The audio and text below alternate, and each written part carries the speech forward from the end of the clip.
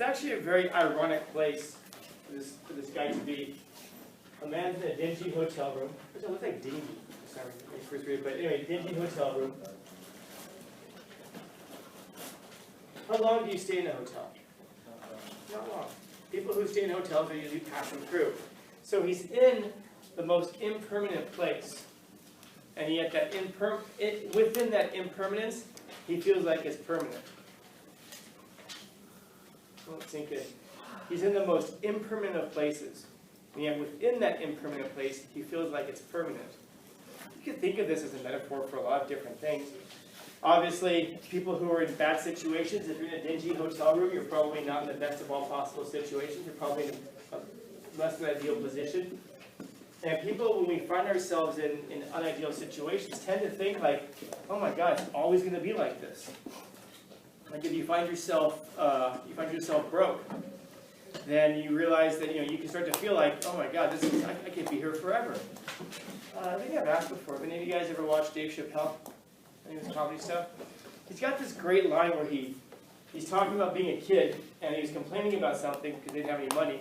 And he said to his dad, man, I hate being poor. And his dad stops him and says, excuse me, son, we are not poor. We are broke. There's a difference. And his dad points out to him that broke is a temporary state. His dad says something to the effect of, broke is a temporary state, which I'm working very hard at rectifying right now. In other words, to turn things around so that we're no longer broke. But poor is like a permanent situation as far as his dad taught him. When you're broke, you can feel poor. You can feel like it's going to go on forever. When you're sad, you can feel like it's going to go on forever. You ever get happy and you feel like it's going to go on forever? Probably not. Most people, it's pretty rare to be going through something good in life and think like, man, it's going to be like this forever. The only situation I can think of where people think like that is in love, which is, ironically, probably one of the least permanent places that a person can be in life. But people who are like her, she's thinking, one day I'll be old, dead, forgotten. She's worrying about the future. And she's worried about, not so much where she is right now, because wherever she is right now, maybe it's good, maybe it's bad, we have no idea. She's fixated on the idea that wherever she is right now is not permanent, and worse yet, it's all going to end. This other guy's concerned because he feels stuck with where he is. And I wrote that word down because, I don't know who said it, but it's a great way to describe it. When people feel like they're stuck in a situation. When you're stuck, that means you can't move, you can't go anywhere. People who are in these kinds of situations and you feel stuck, it's easy for us to ask, like, well, why don't you just, do something? Like what? Well, you're broke right now, why don't you just, earn more money? Well, how? Well, why don't you get another job? Well, if you get another job, then you'll earn more money, but then that means that you're going to be homeless. And if you're homeless, then that means you can't be home, you can't be with your family, you can't help raise your kids. You have to neglect those other things in order to put your time and energy into this. So this is probably a good way of thinking about poverty. It's a situation where you have to make decisions between what you neglect and what you put your energies into. When you're kind of better off, you don't have to make those decisions between neglect and energies. And then you get to a certain point where you have so much wealth that you're working so much that you do again have to make those decisions between, am I going to be a parent or am I going to go earn a bunch of money? You really can't do both of those things. You can have earned past tense, but this is one of those reasons that people will go earn a bunch of money and then try and reconnect with their kids later on, because they realize that they weren't there when they were growing up, because in their minds they were trying to provide a better life for their kids. And by the way, I know a lot of people like it. Thinking of one person specifically who I know, a friend of mine, I've known him for a number of years now, and he earns quite a bit of money, and he has earned quite a bit of money in his life.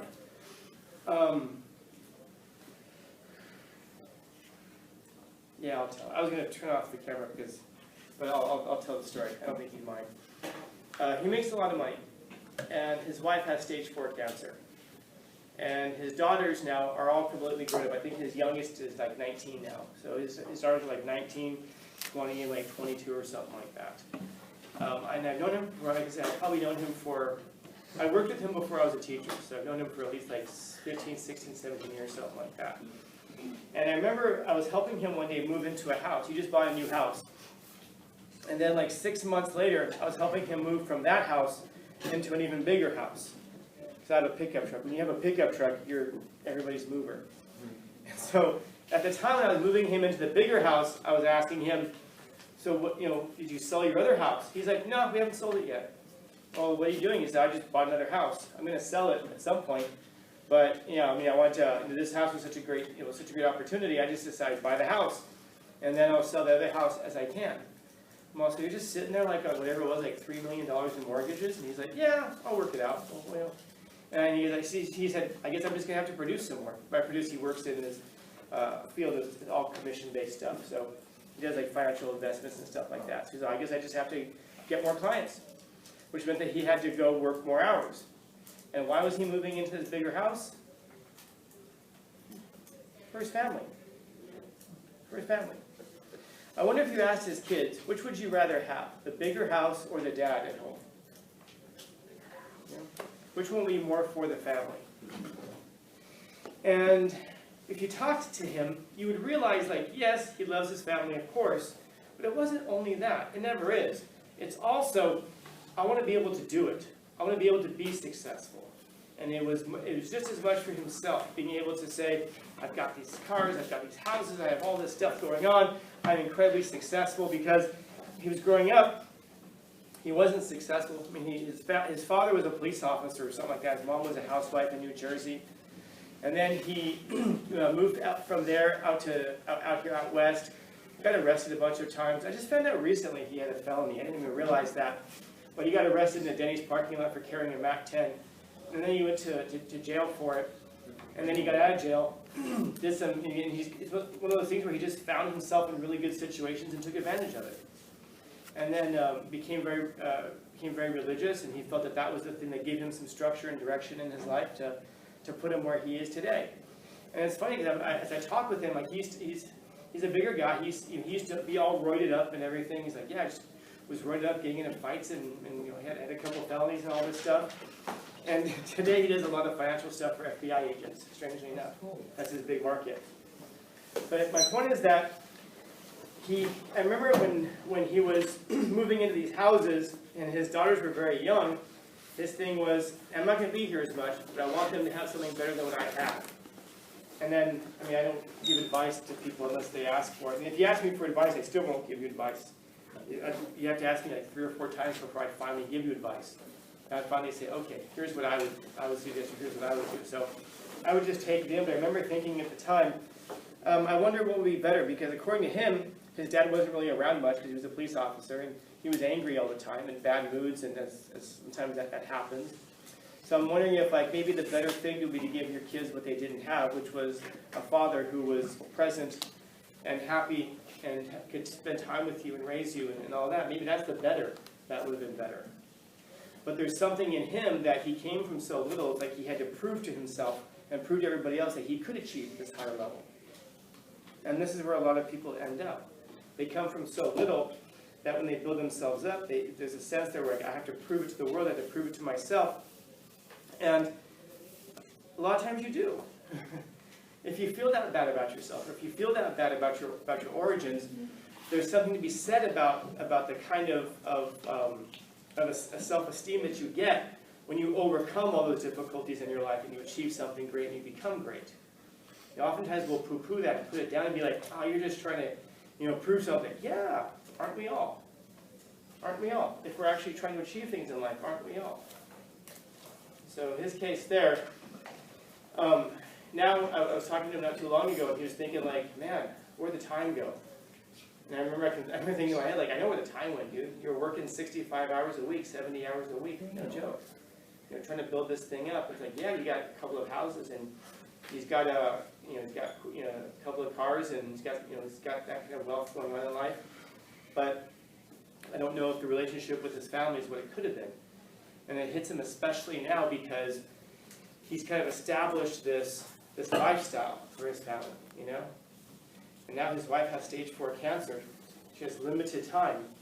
And he's finding himself having to make that decision between Do I continue in this lifestyle that I provide for my family, or do I spend time with my wife, who only has so much time left? It's a hard call, man. For a lot of people, they'd be like, oh, I would throw all that away. No, I don't know that you would. Because if you spent your whole life building something up, and if that success is somehow tied to your identity, to throw all that away is to throw away your identity. It's to throw yourself away. And that's to throw away the thing that your children look up to, to throw away the thing that your spouse loves. That's hard to do. It's very hard to do. Because and then it's also, it's a morbid thought, but it's worth thinking. Once your spouse is gone, well, who are you going to be after that if you've thrown everything away already? Unless you're going to say, well, it's not going to matter. Well, then you're already dead. And a lot of people do think like that. And this is why a lot of times people who've been married for a long time follow each other to the grave. You know? So I hope it doesn't happen with him. He's a good dude. But you can see how this idea of a situation is going to be over before I'm ready for it to be over. And the situation is going to go on forever. It's these two extremes that a lot of people live in. Which of these two things is true? Neither. Neither. And we do ourselves an injustice when we commit ourselves to one of those extremes or the other, because they're both false. If one or the other was true, you'd have something. But they're not. So rather than committing ourselves to living at those margins, we instead maybe should commit ourselves to living in that middle, which is probably the reality. It's true. Yes? I saw it in a different perspective. You disagree? Yeah, I really do. So, I saw it like You and forgive, John, man. but don't forget. If you forgive, you're gonna move on. And then at the same time, I also agree, because if you forget, you're gonna be stuck there, and it's eventually gonna happen again. How do you mean? Give me some examples. For example, it's just an example. If you get cheated on, I'm projecting right here. That's fine. If you get cheated on, We all are. I'm projecting. if you get cheated on, it's like, oh, all right, I forgive you. But, and then you forget that, eventually you forget that they did it, and you're still with them. It's gonna happen again no matter what, because they already saw that it has no consequences to it. Yeah. And you're also probably going to hate yourself for putting up with it. That's true. Yeah. Because if you are that person who says, no, I'm going to overlook it, maybe you're somebody who can.